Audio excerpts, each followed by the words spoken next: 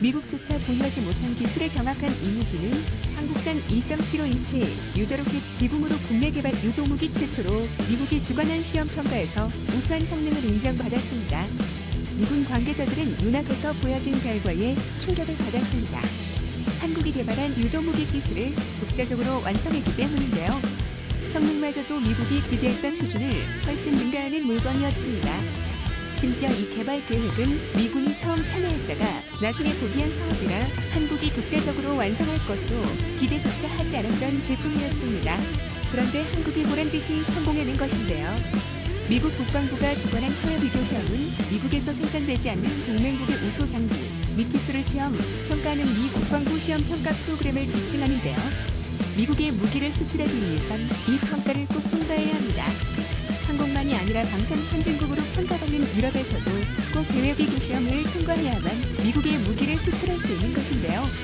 까다롭기로 소문난 이 해외 비교 시험에서 한국 국제기술로 개발한 비공이 높은 성적을 거둔 것입니다. 유튜브 채널 가장 많이 본 뉴스, 좋아요와 구독은 영상 제작에 매우 큰 힘이 됩니다. 비공은 해상동 표적에 대응하고자 국방과학연구소가 2016년에 개발 완료한 2.75인치 유도로켓을 말하는데요. 로켓 안에 유도 조종 장치를 탑재하고 있어 표적을 정밀 파괴하는 것이 가능합니다. 비공에는 발사 후 망가 기술이 탑재되어 있는데요. 로켓이 발사되면 중간에 계속 유도하지 않아도 알아서 표적을 추적해 비행하는 방식으로 가장 발전된 미사일 기술입니다. 움직이는 표적 10개를 쏘아서 맞추는 시험을 실시했고 천공은 10개 모두 타격에 성공해 만점을 기록했습니다. 미국 입장에서는 굉장히 뼈아픈 결과라 할 수 있습니다. 애초부터 비공 개발에는 미국이 개입되어 있었기 때문입니다. 2000년대 9월 11일 테러 직후 중동과의 전쟁에 돌입했던 미군은 원래 헬파이어 미사일을 비롯한 고가의 장비를 사용해 전투를 치르려고 했었는데요. 하지만 이러한 생각은 전쟁에 들어간 직후 잘못되었다는 것이 밝혀졌습니다. 원래 러시아를 비롯한 대형 국가와의 전투를 상정해 제작된 미사일들이라 하나같이 비싼 제품들이었는데요. 하나당 억 단위가 넘어가는 비싼 무기라 운용하는 것은 물론 소모하는데 있어 막대한 비용을 걱정하지 않을 수가 없었던 것입니다. 이 문제는 중동과의 전투에서 드러났는데요.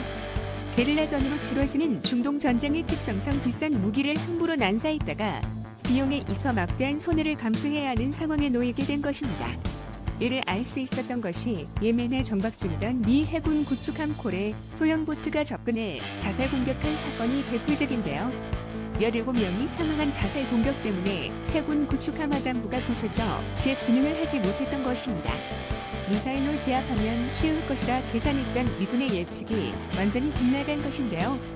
자살 공격으로도 비싼 구축함을 완전히 애물단지로 만들어버리는 발상에 미군 역시 새롭게 전략을 구상해야 했습니다. 당면 과제는 싼 로켓을 사용해 최대한 많은 수의 적을 쓸어버릴 무기를 개발하는 것이었는데요. 이때 미국이 생각한 것은 값싼 2.75인치 로켓의 유도 장치를 달아 다수의 적을 쓸어버리자는 아이디어였습니다. 하지만 새로운 형태의 미사일을 개발하는데 비용이 많이 들자 미국은 파트너를 물색했는데요. 이때 눈에 들어온 것이 바로 대한민국이었습니다.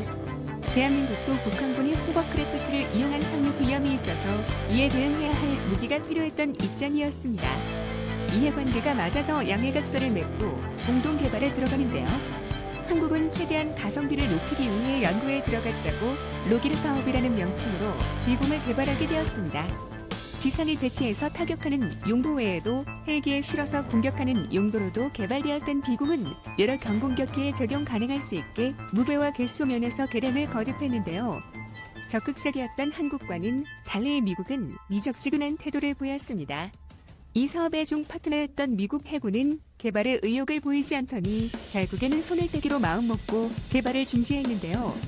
한국은 나름대로 급박한 상황이었기에 지속적으로 개발에 손을 댔습니다. 결국 이를 극복하고 지상발사형 비공이 개발되어 2015년에 충남 태안군 시험장에서 이를 선보였는데요. 두 차례 추가 시험 모두 무인 표적 격파에 성공하게 되었습니다. 안정성 측면에서도 포격 명중률이 높았고 비용 역시 저렴했기에 국방부는 운용적합 판정을 내려 북한 비치 지역에 이를 배치했습니다. 2017년부터 연평도와 북령도에 북한 방어용으로 비공이 세워졌습니다. 미국 입장에서는 뼈아픈 실책이라 할 수 있는데요. 만약 개발에 끝까지 참여했다면 기술을 이전받아 미군과 비슷한 재원의 미사일들을 생산할 수 있었겠지만 그렇지 않았기에 미국은 오로지 한국만이 알고 있는 국제 기술로 만들어진 것입니다. 미국에도 없는 기술을 한국은 보유하게 된 셈인데요. 특히 미국이 골머리를 앓고 있는 산발적 게릴라 침입에 미국은 탁월한 제압 능력이 있어 미국 입장에서는 싸게 운용할 수 있는 무기를 놓치게 된 셈입니다. 미국은 여러모로 활용도가 높은 물건이고 저강도 전투에 있어 효과적인 능력을 발휘할 수 있기에 대해 테러리스트 제압 작전, 해적, 제압 작전 등 다양한 환경에서 제 몫을 다할 수 있습니다.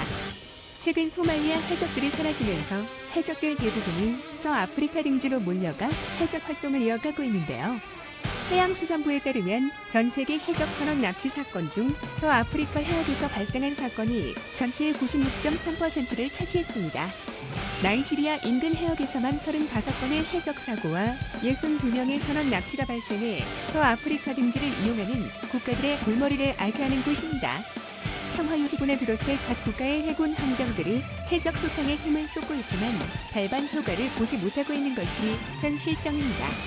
무엇보다 가성비 면에서 해적 소탕에 들어가는 비용이 상당하기에 이를 감수하고 해적을 소탕하는 것에는 어떤 국가도 적극적으로 나서지 않는 상황인데요.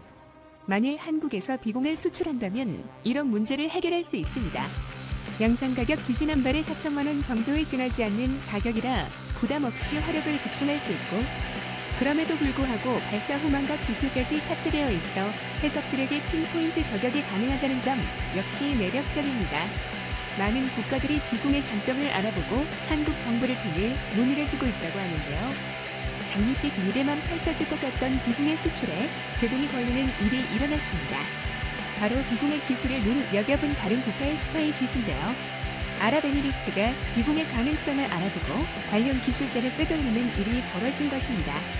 국방연구소에서 퇴직한 직원이 아랍에미리트의 칼리파 대학 부설연구소에 취업했다는 소식이 나왔는데요.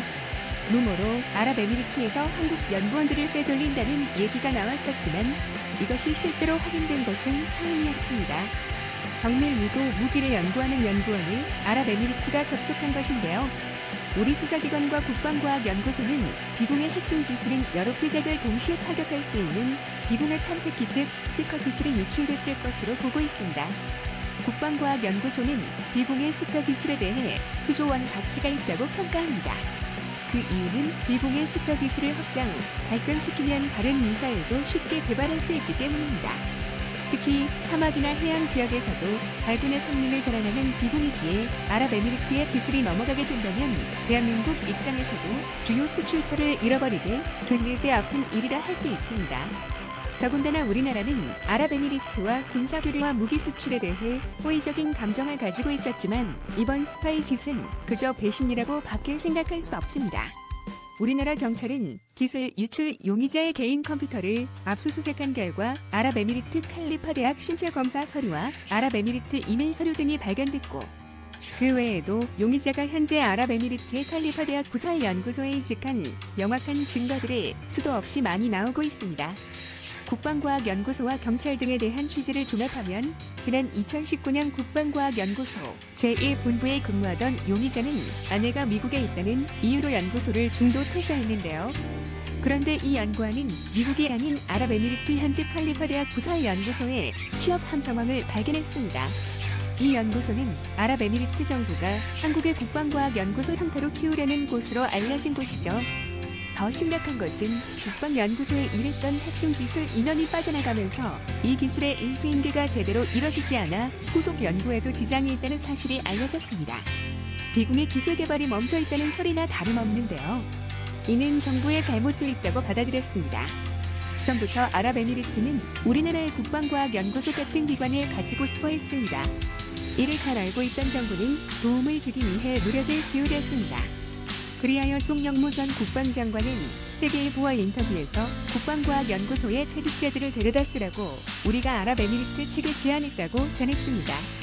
또한 여석조 전 국방정책실장도 아랍에미리트가 국방과학연구소 같은 기관을 갖고 싶어 했지만 설립하지 못하니까 우리가 국방연구개발을 어떻게 하는지 가이드라인을 제시해 준 것이라고 설명했습니다. 우리 정부는 나름대로 국방과학연구소 연구원들의 노고를 생각해 퇴직 후 일자리를 알선해주면서 군사 동맹을 돈독히 하려는 것이었지만 결과는 국내 개발 기술 유출로 이어졌고 그 피해는 후보 오너대로 보고 있습니다. 우리 정부는 우리 연구진의 퇴직 후 해외 재취업에 대한 관리를 철저하게 해야 하는데요. 거의 모든 방위산업 사업이 세금으로 이루어지는 만큼 방산업 연구진들도 나라와 국민들의 혈세를 생각한다면 퇴직할 때 가벼운 손으로 나가야 한다는 것을 스스로 알아야 합니다. 모두의 노력으로 미국은 물론 다른 나라도 탐낼 정도로 뛰어난 한국의 미사일 기술을 잘 보존하기를 바라며 미국의 교량이 끊기지 않고 지속되기를 바랍니다. 시청해주셔서 감사합니다. 이 동영상은 유튜브 채널 가장 많이 본 뉴스에서 제작하여 게시한다. 구독과 좋아요, 알람 설정은 좋은 영상을 만드는데 많은 힘이 됩니다.